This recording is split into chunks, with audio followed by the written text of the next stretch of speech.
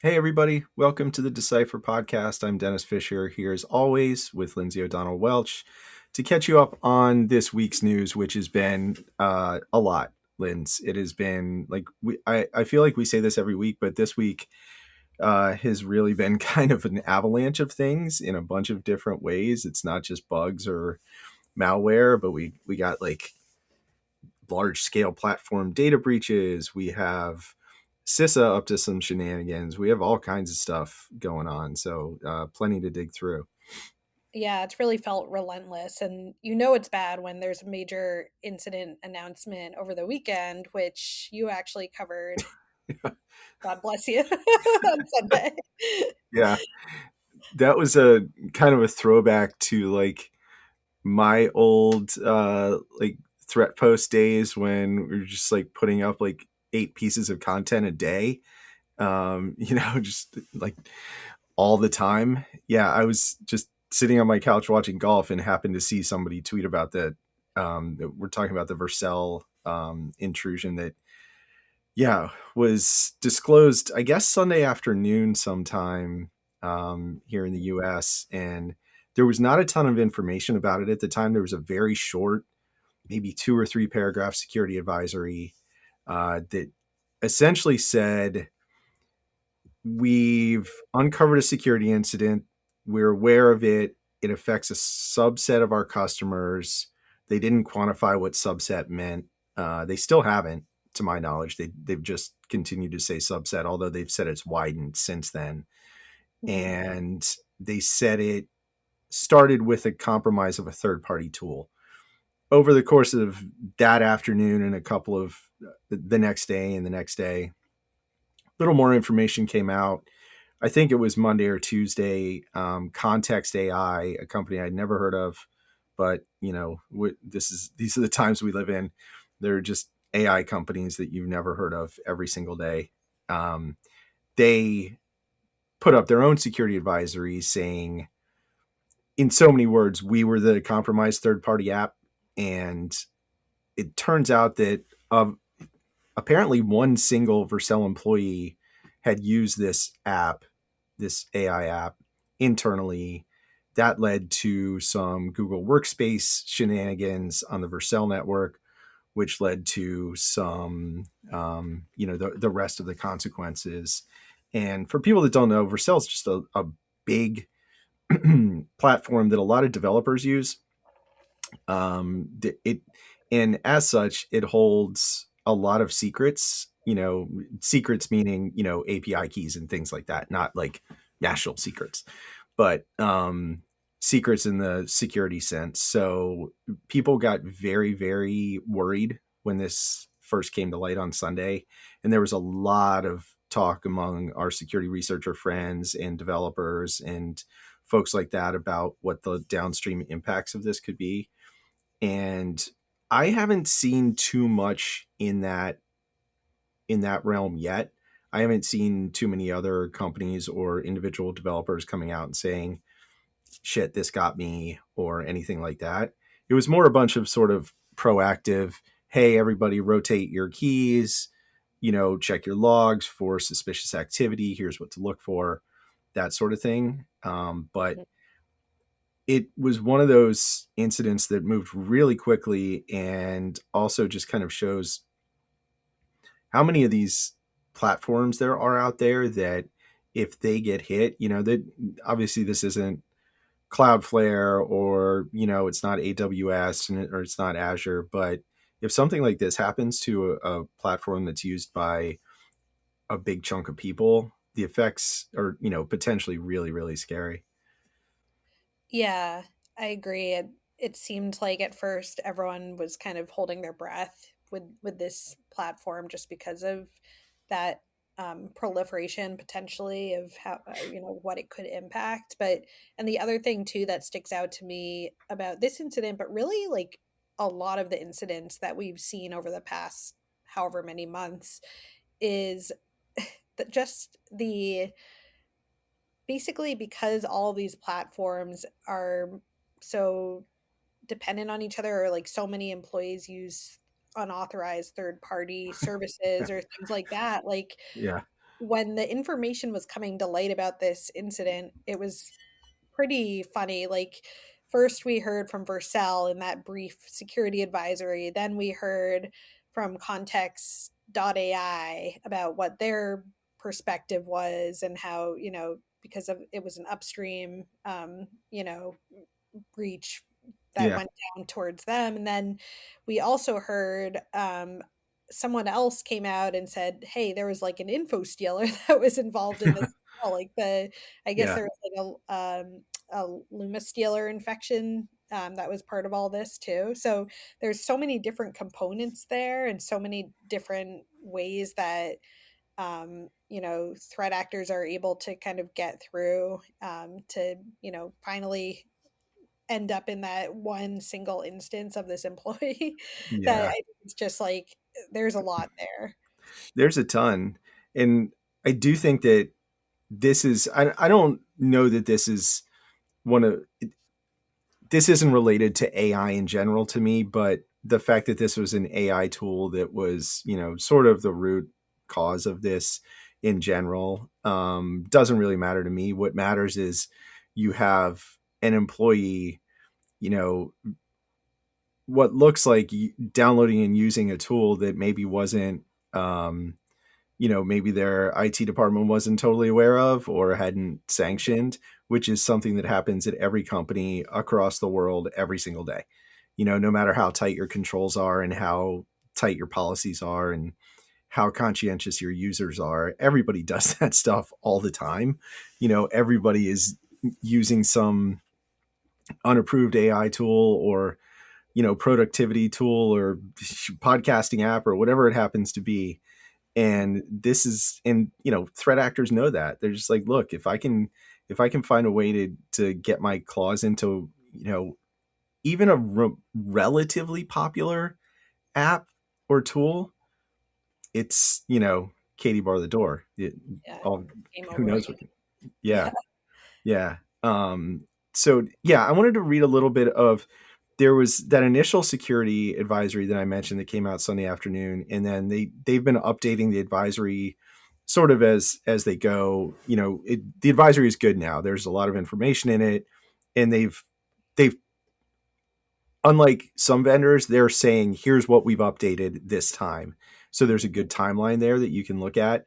But last night, one of their executives, I believe the CEO, posted a sort of a long thing on Twitter about the current state of the investigation. I'm just going to read a little bit of it. It says the team performed an in-depth analysis to search for root causes and better understand the behavior of the threat actor. We cast a very wide net, pulling and processing nearly a petabyte of logs. That's a lot of the entire Vercel network and API, extending well beyond the initial context.ai compromise. We now understand that the threat actor has been active beyond that startup's compromise. Threat intel points to the distribution of malware to computers in search of valuable tokens like keys to Vercel accounts in other providers. Once the attacker gets a hold of those keys, our logs show a repeated pattern of rapid, comprehensive API usage with a focus on enumeration of non-sensitive environment variables. It's a lot of words that kind of, detail exactly what you just said, Lynn's. Like there was malware. The malware went to places it shouldn't have been, and the attackers were looking for sensitive stuff, which is what attackers do. But kudos to them for continuing to update this and being public about it. Once things like this happen, that's the best you can do is just be transparent and upfront about what's happening and what you're finding as you go. We've seen plenty of companies that didn't do that and they just get kicked in the teeth online, which is, this happens, it doesn't happen to every company, but it happens often enough that just like learn from everybody else's mistakes, just be honest about what's happened and go from there. Customers will be mad, but there's, once it's happened, all you can do is move forward and try and do your best.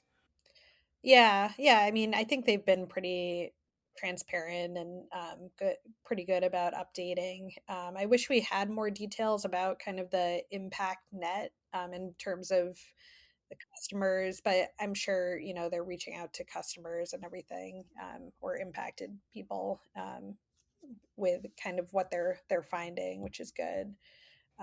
So Yeah, yeah, I think, yeah, go ahead. yeah, they did say that they've notified every affected customer at this point. So, that does lead me to believe that it wasn't a massive number of customers. If they're, Yeah. notifying everybody, I know you can send bulk emails, I'm aware, but it, I don't, it doesn't sound to me like this was in the tens of thousands of customers. It's hard to know. I know that it's a widely used platform, but it's hard to know how many. I don't know if they'll divulge that at some point. I kind of doubt it, but Yeah, yeah. Um, One thing that I saw on Sunday when like the everyone was starting to tweet about this and distribute information was, I saw someone tweet a picture of the alleged person employee that was part of this, that was allegedly behind this, oh, breach on Twitter, and that account took it down, but I was like, that is not okay. what are we doing? I didn't And see that. yeah, that account came under some flack for that, but then there was also a little bit of a discussion, and I think it's worth like highlighting, just about, you know that's not how we treat people that like make mistakes like that. Like it needs to, yeah. What matters more is kind of the defenses that companies put in place, Yeah, and then also we just don't do that. That's not no, culture of how security Jesus works. Christ, I don't think I've ever seen that happen before. Yeah, At I least was. not that I can remember. I've seen lots of instances of researchers or other people like tweeting supposed pictures of threat actors and things like that, like ransomware gangs on a yacht in, the Mediterranean and things like that. I'm all for that. But Yes, this kind of victim shaming like that, get out of here with man. That's it was rough. it was bad. Yeah, I never like dabble in that Twitter drama, but I was like Nope. ready to subtweet that. But then they took it down, and I was like, you know what? I'm not Okay. going to put more attention to that. Like, No, because how did that how do you know yeah, that quickly unless you're in the company and you happen to know who it was at that point? Yikes! No, yeah, thank you. I know. um God, Yeah, there there was a lot of like weird information going around at the time because right away, I think it was the very first Twitter post that had any information on this at all, had a screenshot from one of the underground forums where this first came to light, and somebody posing as shiny hunters had claimed responsibility for it and said they were selling, the data and the access. And it yeah, turned out to be like shiny hunters imposters, which is a thing that happens, which is crazy. Because I don't know, some researcher contacted somebody that is in shiny hunters, I guess, and said, "Hey, did you guys do this?" And they were like, "What? No, that's not us." yeah, And which is, uh, you wouldn't typically discount something that criminals say, but when you're talking about a group that is very loudly proclaiming that, will typically say, "Look what we just did." If they're mhm, saying, "No, no, no, that wasn't us. I don't know what you're talking about." I don't know. I tend to kind of lend some credence to that, especially when it there didn't seem to be any follow up at all from all of that. It just seemed like somebody was trying to grab some attention. You know. yeah. Actually, I think that's why this like imposter shiny hunters group like posted that, and like there might, I wonder if like this account might have taken some information from that. But to your point about the, shiny hunters fake group, did you see the, I don't know if this is the same group or a different one, someone else claiming to be shiny hunters, um, claim that they breached Mythos, and No. but yeah, and so, but they came out with like screenshots, and like immediately everyone was like, "Huh, these screenshots are a little suspicious." There's like these look like these might have been some vibe coded Oh my types of God. things. So there's just a lot of misinformation, running around. So God, don't Yeah, believe everything you read on the internet, kids. Jeez. I know. Yeah. That's so to recap, we're at the point in human history where people are pretending to have gotten access to an AI tool and are posting fake screenshots of their fake access to this tool, which happens to be named Mythos, which makes it sound fake to begin with. I mean, we Yeah. know it's real, but You uh, make a lot of this up. Yeah. no, it's so funny to me. We a lot of times we talk in this podcast about how we know when something is sort of broken out of the infosec world when one of our non-tech friends or relatives asks us about it. And I told you this a couple of days ago, but I was playing golf this weekend with somebody who I know and doesn't work in the tech industry at all. It has absolutely no connection to the tech industry. Works in the golf industry, so pays no attention to cybersecurity whatsoever. And halfway through the round, he asked me, he was like, "So what's going on with this Claude Mythos thing? Is that shit real?" And I was like, "What? Where did you just like get some talking points on your phone or something that you wanted to ask me while we are like playing golf?" You probably had like Like, whiplash of just like, I, why? Why did honestly, you say the M word? I truly was like, who just asked that question? And I'm just out here in nature trying to enjoy golf. I don't want to talk about this right now, but he had some like pretty pointed questions about his first question was literally like, is this real? Does this exist? Huh. And he knew about Project Glasswing and all of that. And I said, yeah, I'm sorry to tell you it is real, but yes.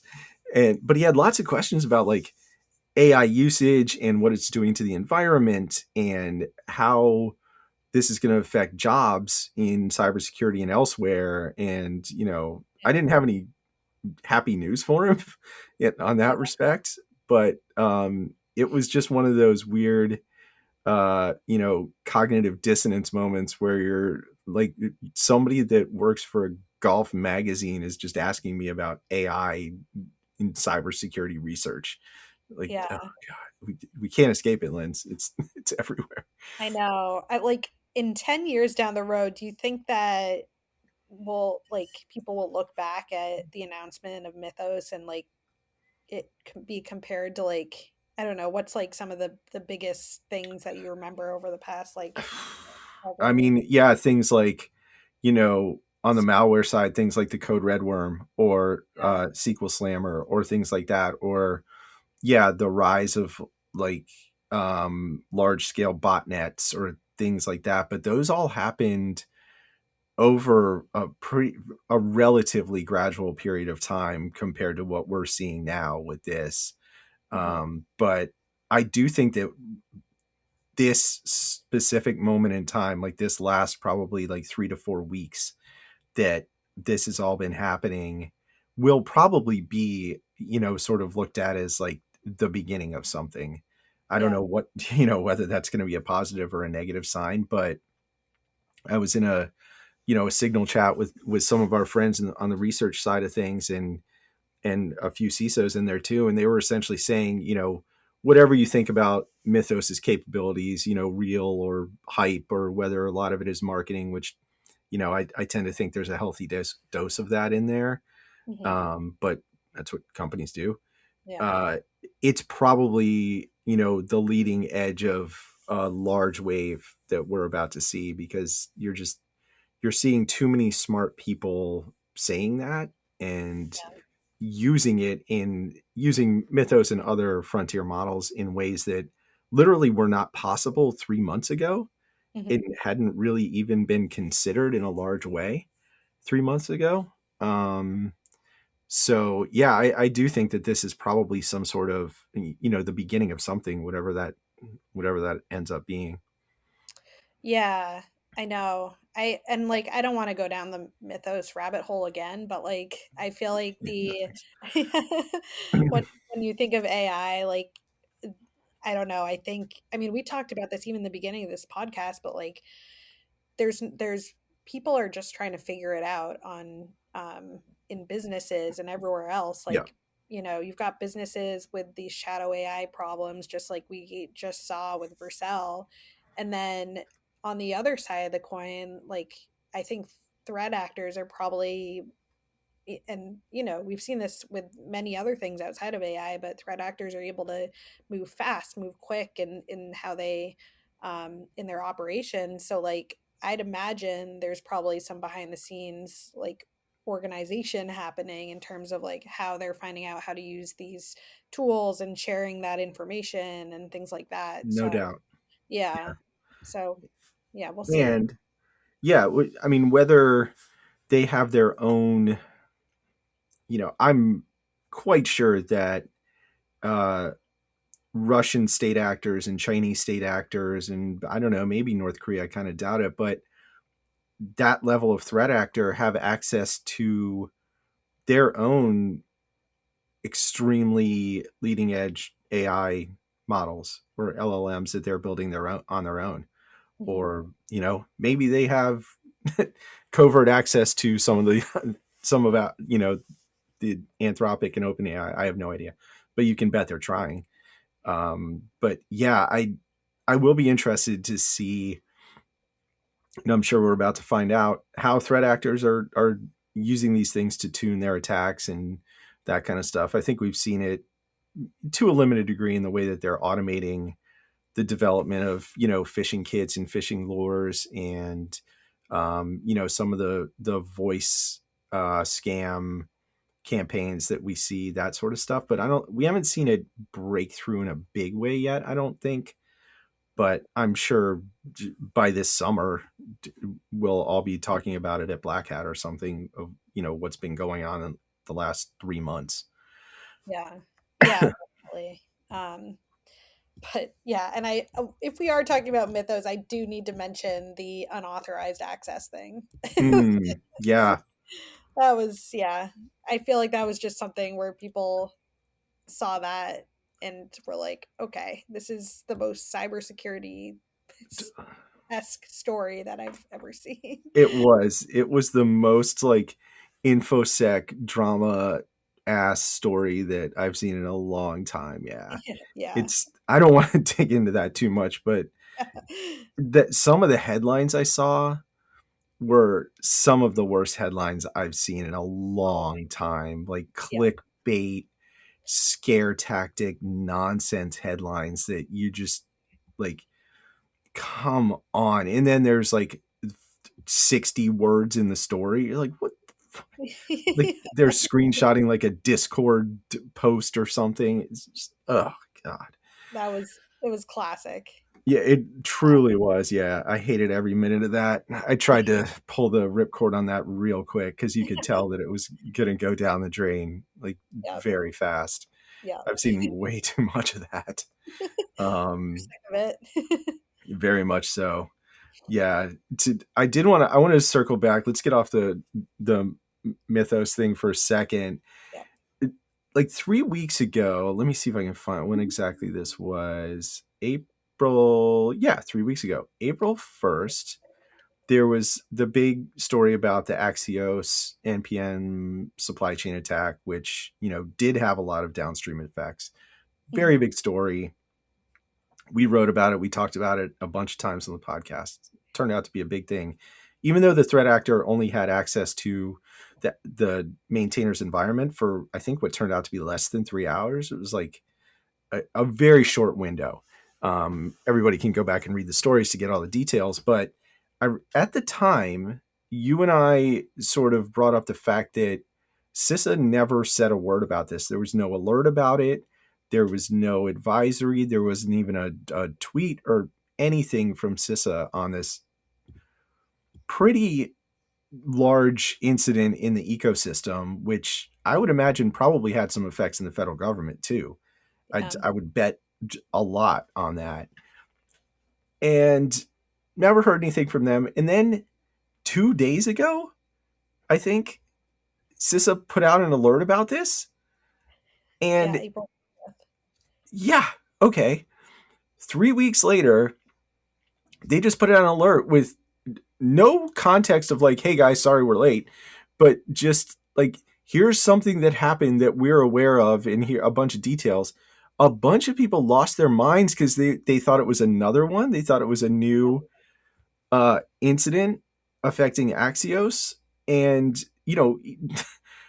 now I even did a double take. I was like, wait a second, is this a new one? Or, this is a thing that you go through sometimes with like 0 day and like edge security appliance where you're like, is this can't possibly be another one? And it is. But Yeah. in this case, it was not. But CISA just putting this out, like yeeting it out into the world on like the middle of a day and just be like, hey, everybody, looks like we caught up. What do you Well, guys think about this? I I couldn't believe it. You yeah. know, And the way they put it out too was it was a tweet. It was very ambiguous about when it was. So there mhm. was a tweet and it was like this little like breaking news siren emoji. And then, Yes. Yep. like one of those like images that had I think it was a big thing that said like alert in like all Yes. big letters. Yeah. It had like the Like, full I on social media card of like, yeah, the bullhorn and like the whole thing of like, this is happening. yeah. And so I took the bait. I looked at it. I was like, no way, no way, no way. And nope, it was 3 weeks, just 3 weeks late.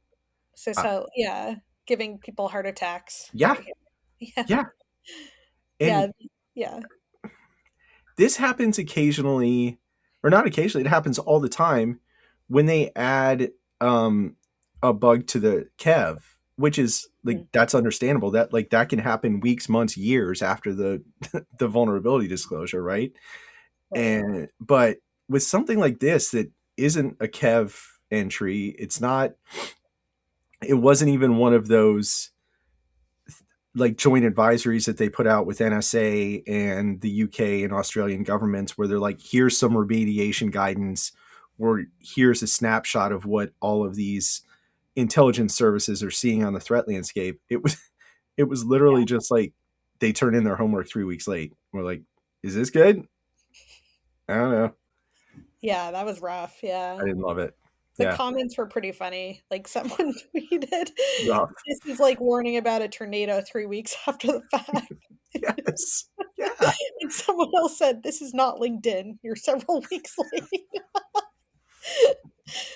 This Oh, is not LinkedIn. I'm thrilled to announce that we've caught up and honored, and yeah, oh man. But that's like great. on a serious note, like it is like I don't know, it's kind of sad.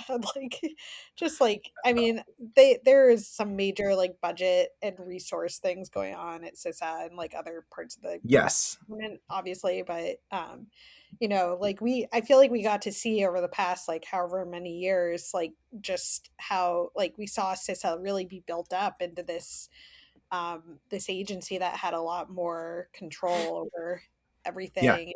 And, so it's kind of sad to see this Yeah. now. That's the larger point is that CISA has been gutted in the last 14 months, which is extremely sad to see because we saw what it could do, when it had resources and, the money and people and smart people leading it.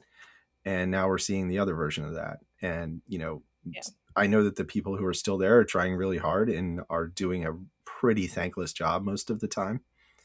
But absolutely. when you reduce the staff by, I don't know, we'd have to go back and do some math, but by a lot, Hmm. and a lot of the senior leadership leaves, this is, things fall through the cracks. This is what happens.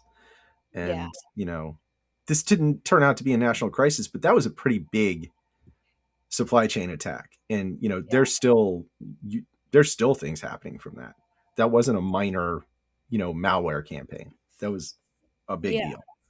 Like imagine, like remember when SolarWinds happened? Like CISA was pretty on top of that, Yep. uh, and we had a lot of kind of advisory type of material from them with guidance and like here's what's happening, here's what we need to do right now, like imagine if there's another event like that, um, Yeah.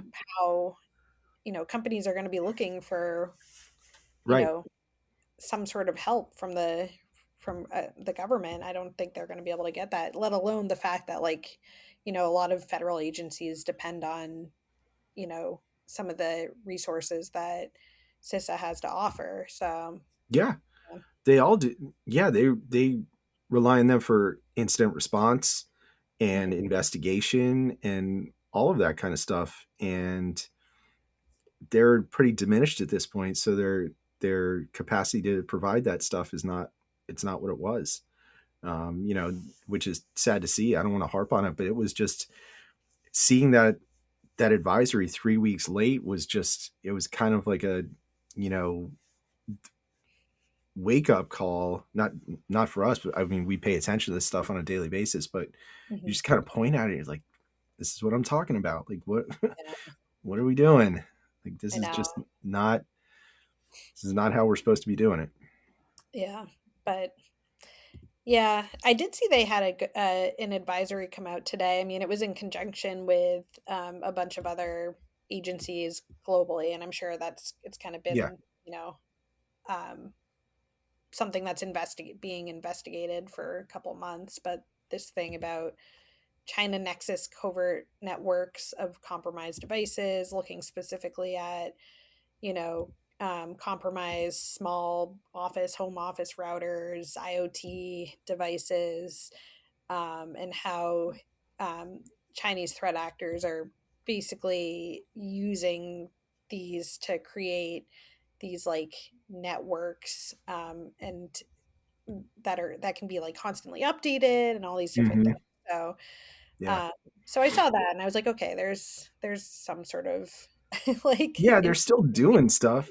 yeah. Yeah, that's a good one too. I've only read about half of it, but that's what you want to see from them is, here's kind of a novel thing. It's not complete. People understand that advanced threat actors use IoT and SOHO routers and things like that whenever they can, because they're usually hard to update or never updated or impossible to update or whatever. And once you get on one, you're just like home free.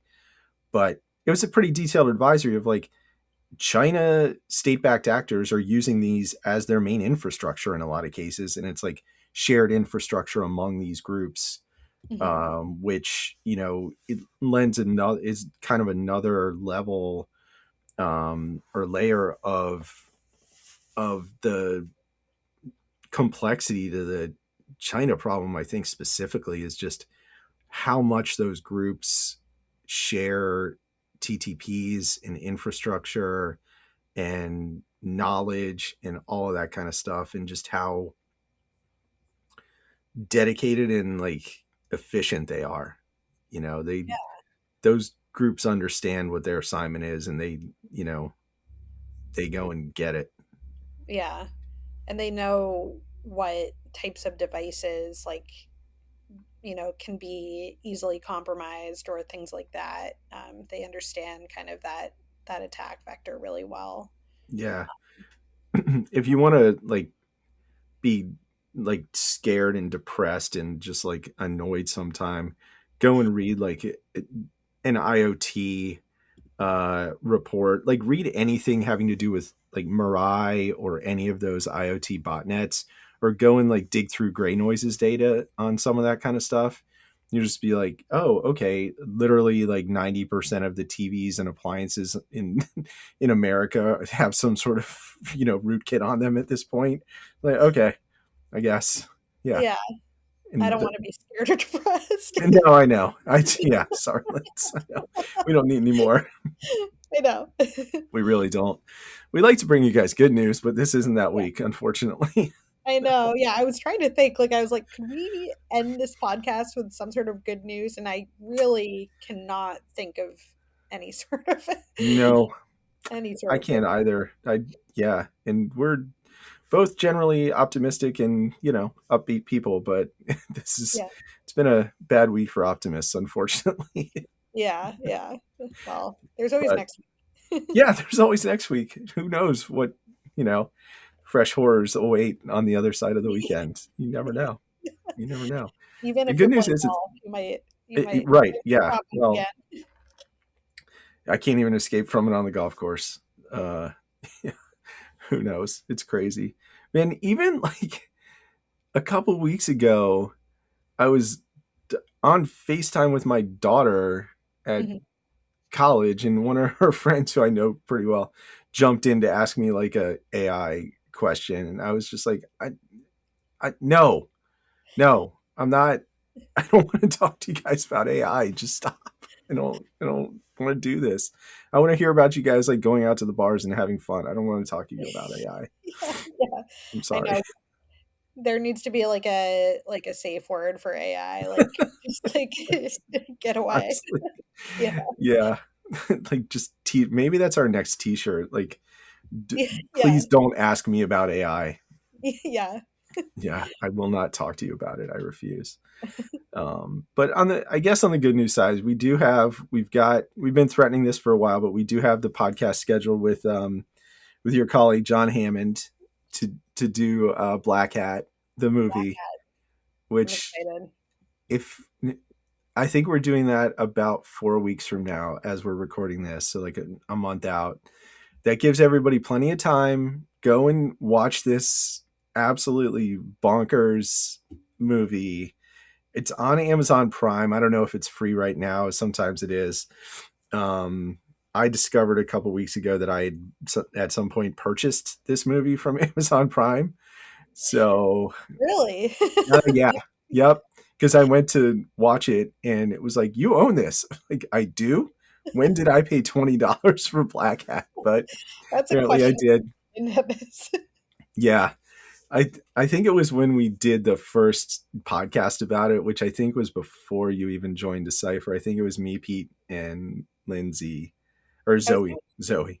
I was gonna say, yeah, I don't remember the Yeah, first one. I'll have to go rewatch the first one too. The it first was a long time ago. It might not have even been on video. I don't remember, but I do recall me trying to defend Michael Mann's filmmaking at some point. I don't know, but the the plot makes no sense whatsoever. But it's going to be so much fun to do this, especially with John, who, I don't even know if he'll be able to explain like the technical things that happen in this movie because they're so silly. it's so But silly. Yeah. yeah, it'll be a lot of fun. So that's coming at you in about a month, and we're also going to do Ferris Bueller. I think we should do that before Black Hat because it's Yeah. like it's springtime. Ferris Bueller is fun. It was just on. I was just watching it like 2 days ago with my wife. Oh, nice. Um, it just makes I me could go smile. watch that. Yeah, I love that movie. It's so good. It's just a Yeah, delight. Yeah. let's do it.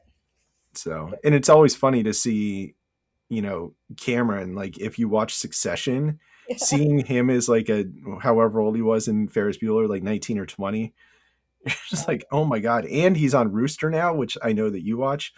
Oh, yeah. I was just thinking, I was like, I saw him in another show, and yeah, Hmm. Worcester. Yep. And he's like a dirty old man on Rooster. You're just like, this is so weird. I don't like it. Yeah. But It's yeah. it is So, funny, like his character on Succession versus his character in Ferris Bueller is oh like God. very different. It's so different. Yeah. And Ferris Bueller is just like kind of a harmless, hypochondriac, like, anxiety ridden dude. And in Yeah. Succession, he's just like a clueless, Bumbling, like yes, tech bro, idiot, the kind of people that run our economy right now. So, yeah. yeah, there we Yeah. go. But Yeah. all right. That's probably enough depressing content for one day. Yeah. We'll be back next week with better news. Yeah, Hopefully. Fingers crossed. we'll try and pick up the optimism factor next week. Yeah. Yeah. All right, Linz. Have a good weekend. You too. See ya. Bye.